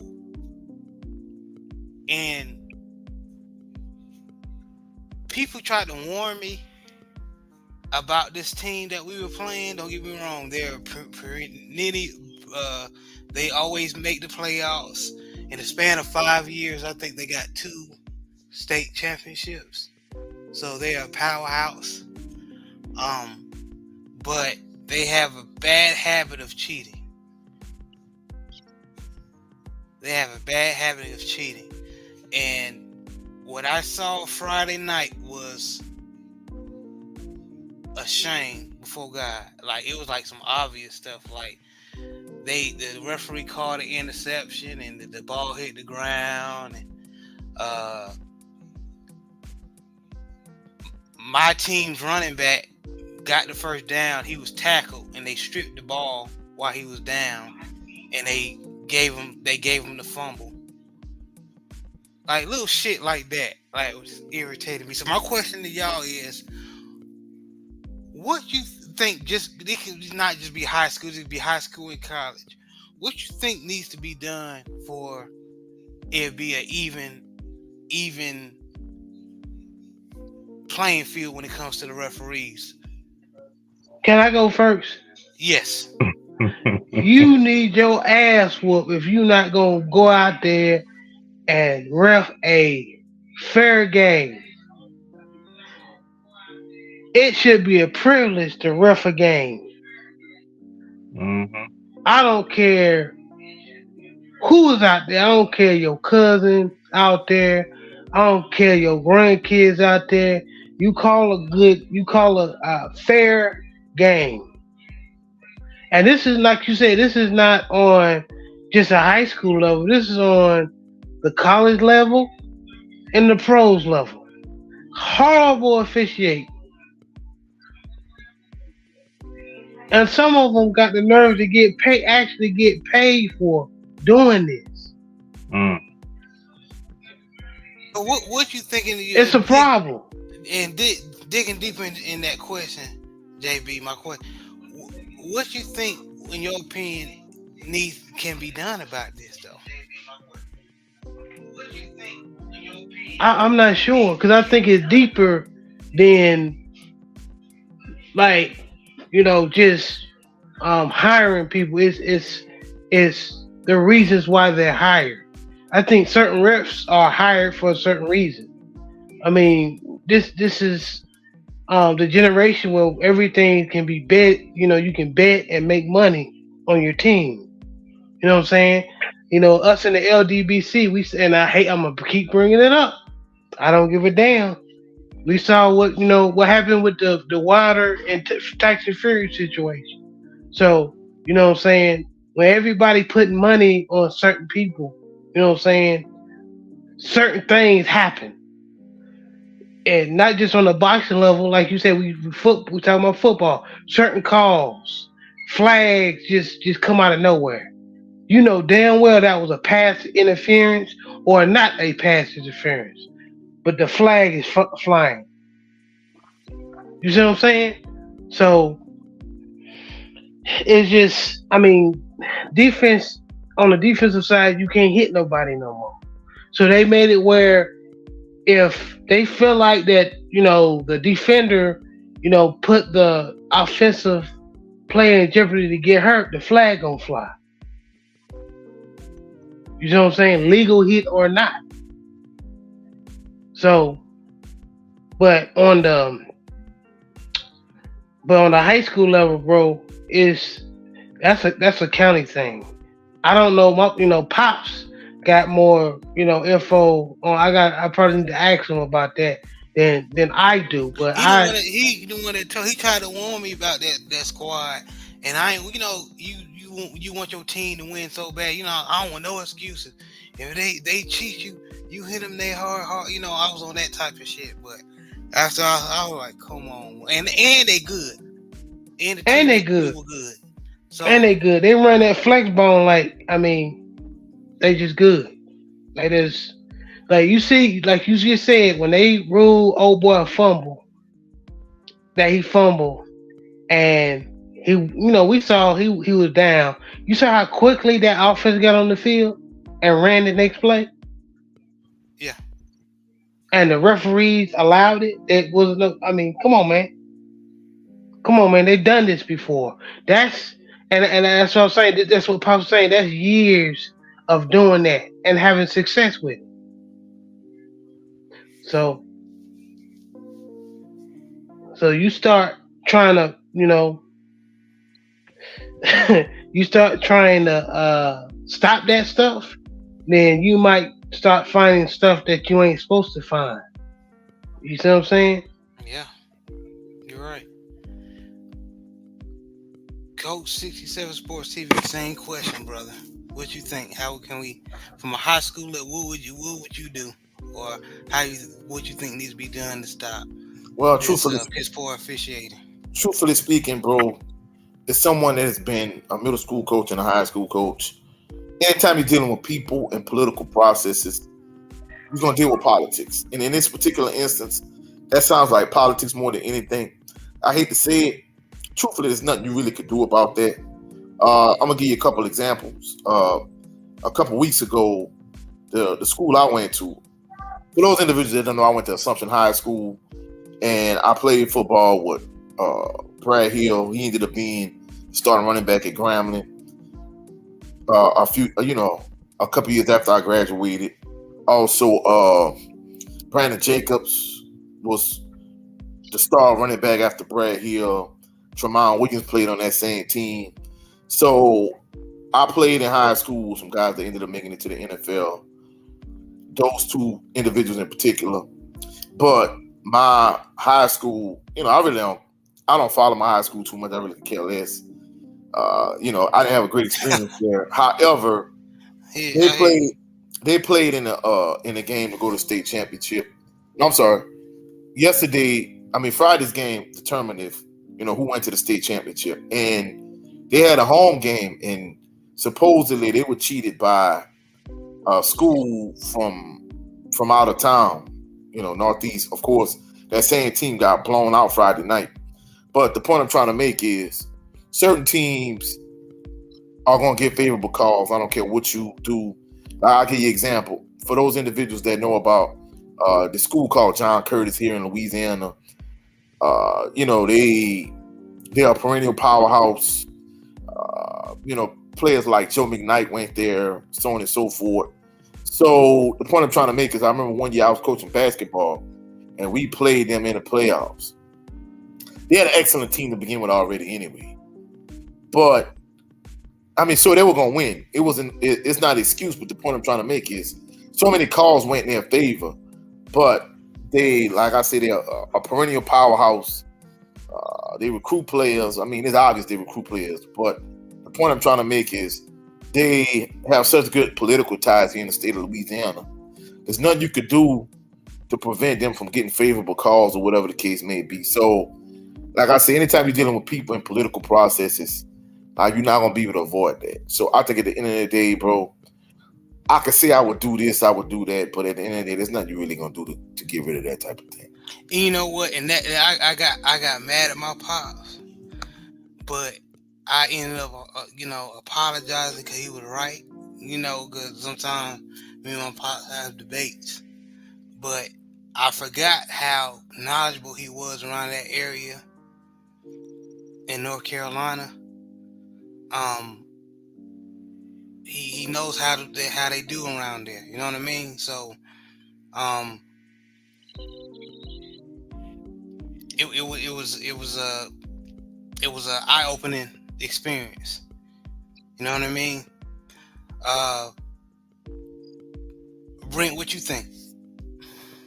To Coach's point, I think the lower the level that you officiate, the harder it is to try to quote unquote do something about it. But on a higher up level, like like a Power Five conference school or possibly the NFL, to get the point across, you're gonna have to hit these guys in the pocket, which means harsher punishment. Like if they're penalizing the players for wearing the wrong equipment, quote unquote, or saying the wrong thing and all of that other good stuff, then again, the saying that I got with accountability is all good until it's your turn. Yeah. So that being said, you got to suspend these referees sometimes indefinitely if they mess up, if they have a history of messing up. You also have to fine them if they have made an egregious call that cost somebody a game, or if they've made an egregious call, period. Really, if they make any type of egregious call at all, that could easily be overturned and you still went with it, then yeah, you need to be hitting your pocket. And then, if it's a pattern or if it's a continuance, you need to be suspended.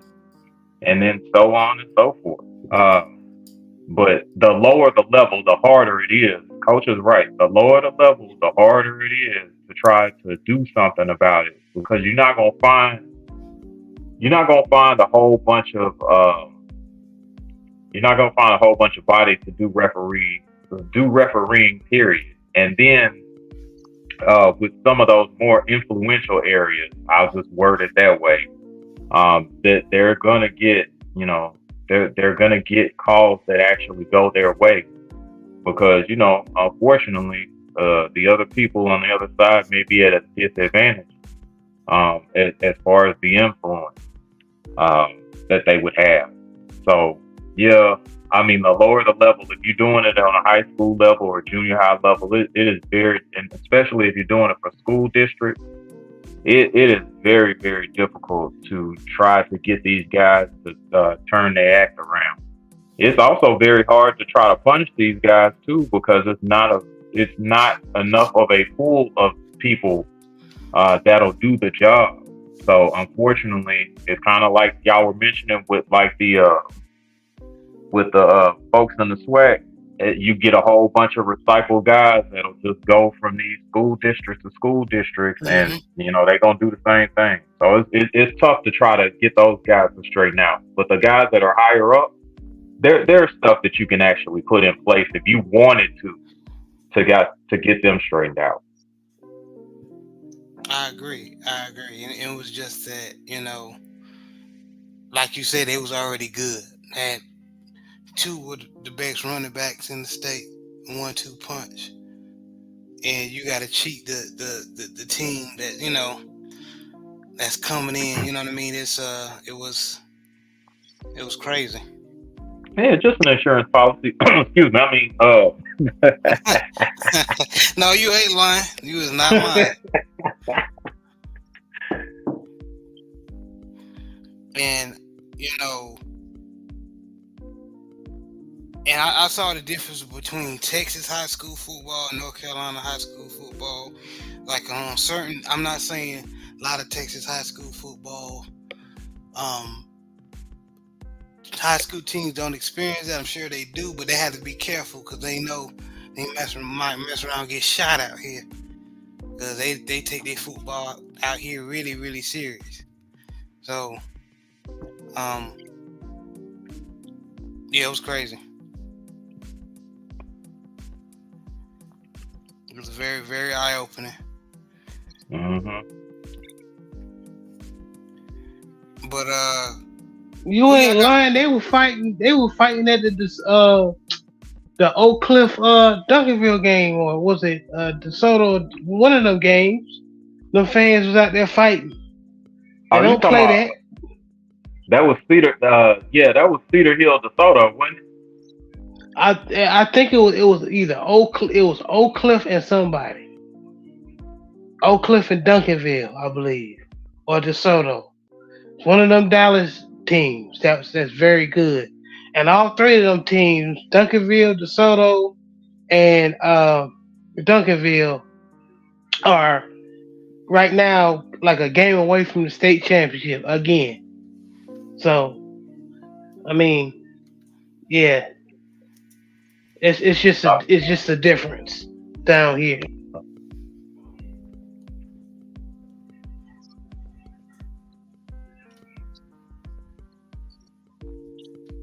trying to think. That probably was there was a fight with Duncanville and somebody else. But I specifically remember a fight, and this was like years back, between Cedar Hill and DeSoto, because they have their own kind of little rivalry, and both of them was good back then too. And then I think DeSoto won. Yeah, DeSoto won at Cedar Hill, and when they went out there to go shake hands, they just fought. Yeah, Oh, that wow. that happened to us when we was at we was playing. I think me and Jerry were playing with before we transferred to Skyline. When we was at North Mesquite, we fought Mesquite Horn after 50. Yeah, they one of our dumbass receivers blew a kiss at one of the players, and hit the dummy had his helmet off and got stolen. So, Yep. Oh, Right. Hey JB, that's funny as hell. He's a receiver and he caught it. That's funny. one of them big linemen stole him, and then of course, like one of the shows on the Mobcast that Junior was talking about, like helping your teammates with the Draymond Green situation, and everybody watched old boy get choked. Man, me and Jake I got him off of my teammate, and then I had to get ISS or whatever. I got suspended. what? Yeah. I didn't even throw a punch. Jared the one that threw a punch. I ain't throw a punch. I said, how you get the wrong twin and we got different numbers on? No, they had it out for you, JB. I can tell you that automatically, man. They had it out for you anyway. Nah, I was just slinging dude. That was I was JB. just slinging dude. But don't leave Louisiana out of that, like the fight type of thing, because Oh, we ain't. Go ahead, tell us about it, Coach. one of my coworkers, former coworkers, he elevated to, he left because, of course, just like me, he didn't like the dysfunction at my school, so he ended up leaving and he ended up going to another school district. Well, the school where he was, they were 7-0, but they lost like week 8, and of course they went on to lose the rest of the way. But like prior to that week, he was telling me that evidently, I don't know if it was one of the parents for the opposing school or whatever, because I don't know if it's like this in Texas, but in Louisiana, a lot of instances you have state troopers on the sideline, or you have maybe local police officers on the sideline during the game. Oh yeah, we definitely got it. And he was like, he didn't notice, but a fan just walk up on the sideline, and evidently one of these parents wanted to fight the head coach for the school where he coaches.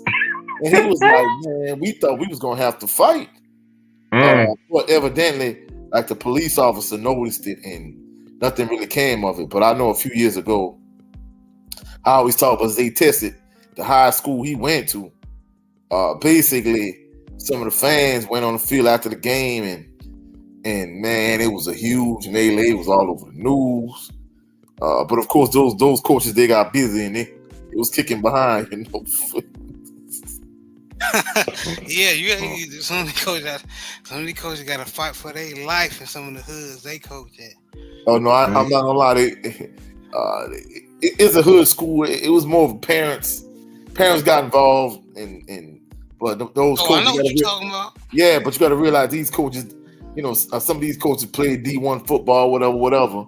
Man, them coaches were beating the brakes off of people. Well, good. You're in control. Control yourself. I don't know what it is with them folks, Coach. All the time, it's like, okay, well, these people do athletics daggum near for a living. I don't know why you that probably just either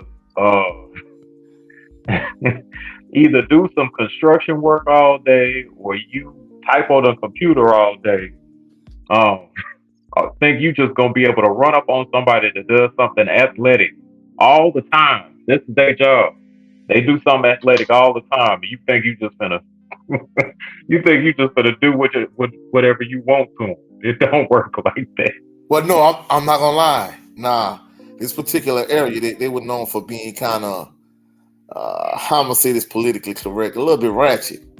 So those coaches lucky no gunplay got involved because it would have got real. But yeah. Okay. But I mean, but it didn't get to that level. But like you say, from a just hand-to-hand physical perspective, a lot of coaches on that staff, they played D1 football. I know a few of them at the time played for Southern.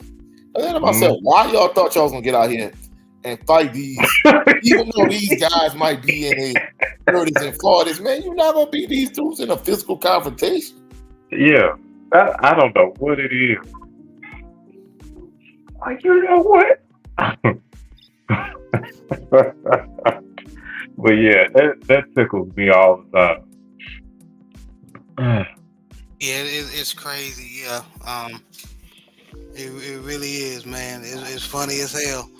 But these are the same type of folks, man. They don't go their way. They press charges, man. It's funny. They be the first one press charges. I seen that too. These parents. They don't believe in snitching them. Like they some real hood, So they in there. So you in the hood. They in the jungle. No, they not in the hood, but like you said, they got a hood jungle type mindset mentality. They were probably on probation. That's why they ain't had no gunplay.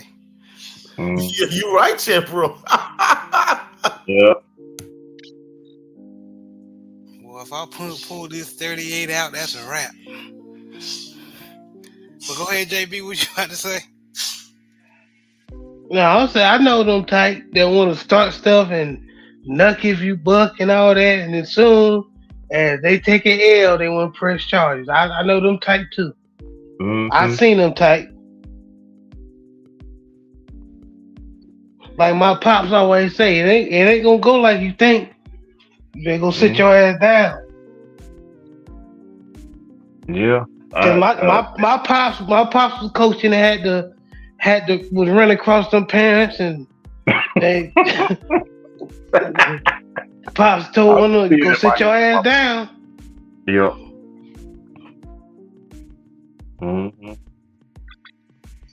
Hey, bro, Jared and I talked about this a few weeks back. This year, I mean, usually, you get parents arguing with coaches, parents from one team arguing for the parents for another team. Bro, this is my first year in all of my coaching career where parents literally, players on the same team literally arguing during the game, bro. I'm like, what the heck is going on? Hey, my son a better quarterback than your son. My son, he won all of these championships for Little League and this, that, and the third. And she was like, hey, this is a different level. But he won championship for Travel League ball and this ball and that ball. And I'm thinking to myself, y'all on the same effing team. Your son the starting quarterback and his son the starting wide receiver. Both of them play quarterback, but guess what? His son playing wide receiver right now, your son playing quarterback. I don't understand what the issue is. And then, of course, the very next play, the lady, her son threw his son the ball, and he was like, yeah, my son would have caught the pass if your son could throw a better pass. She was like, he should have caught the ball. This, that, and the third. I'm thinking to myself, like, man, hey, bro, this got to be the most ghetto thing I ever seen in my life. And of course, the fight I was telling y'all about earlier, this middle school is the feeder school for that high school. So they'll tell you everything you need to know about the area, you know what I'm saying? I'm like, man, y'all on the same team. And y'all arguing toxic as hell. Y'all arguing about who should be the starting quarterback. And y'all getting y'all head and kicked in 34-0. And you worried about the fact that your son should be the starting quarterback over her son. Man, something wrong with y'all, bro. See, that's when I would have came in. Me, Jed, and Pops would have came in. It ain't gonna matter if you or your son, get in the game. We getting our ass whooped. Sit down, have a coconut smile. Well, bro, you gotta realize we mid-game, so we can't Be like, Yeah, they can't behind us. interact with them. They got to concentrate on the game. Yeah, that's what I'm saying. We getting our head kicked in 34 to nothing. This doing the I'm playoff. just saying. This doing No, the I know playoff. that.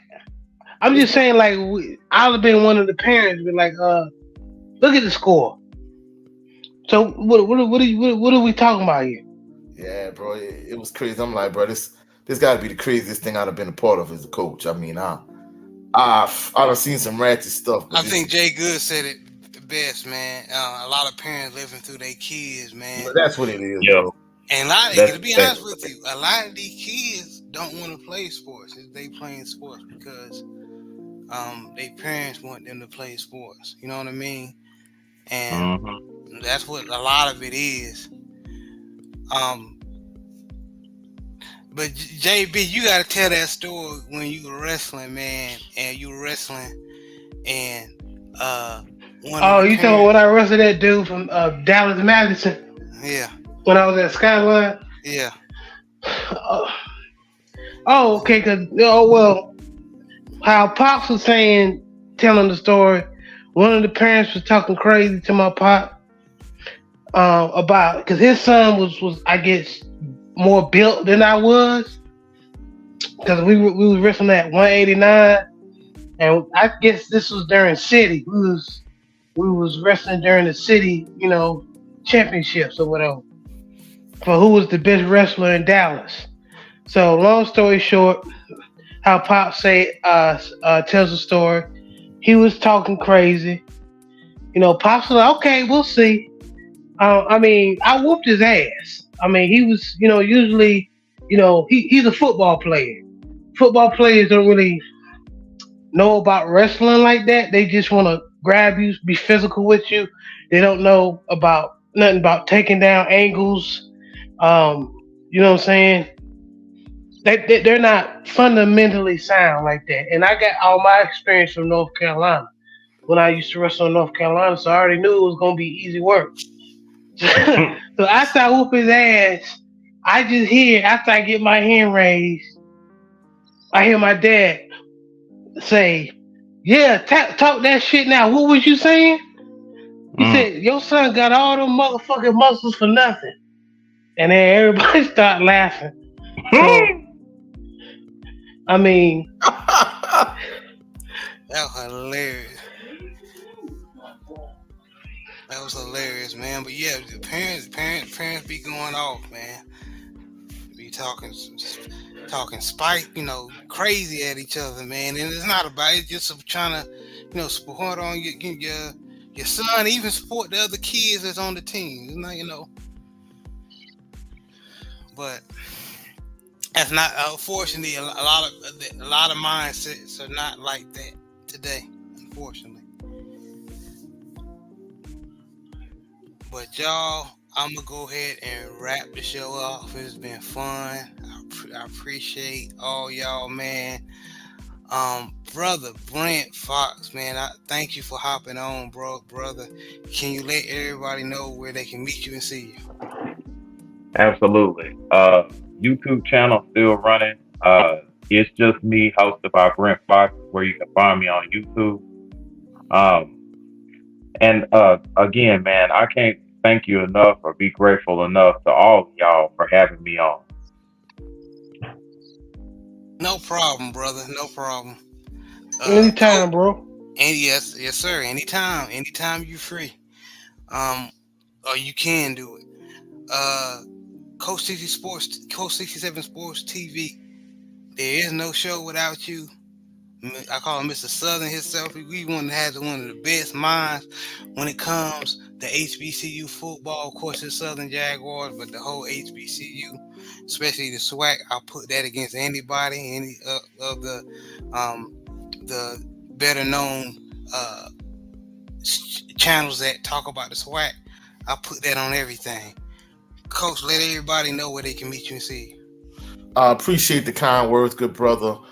You can catch me at Coach 67 Sports TV on all social media platforms, on X, formerly known as Twitter, on Instagram, on TikTok. But most importantly, you catch me here, Coach 67 Sports TV here on YouTube. Right before this show, I had another show with my cousin Big Rude Dog. We We talked about New Absolutely Orleans sure. Saints, New Orleans Saints, New Orleans Pelicans. It was the Let's Go After show. Yesterday we had episode 23 of Bayou Sports Talk. So y'all check out the channel. Hopefully y'all have a blessed and phenomenal evening. Catch y'all on the rebound. Y'all have a blessed and phenomenal evening and have a blessed and phenomenal work week. All right, JB. Thank you, brother, for hopping on. I appreciate anything you want to say before we get out of here. Shout out to the LDBC. And I'll see y'all next week. Y'all be blessed. All right, guys. That was another installment of the Southern Baller Show. I want to thank everybody who was able to come and join us. Y'all have no idea. Please, like and subscribe, and even share if you like what you're hearing. But that is it. Y'all have a blessed night.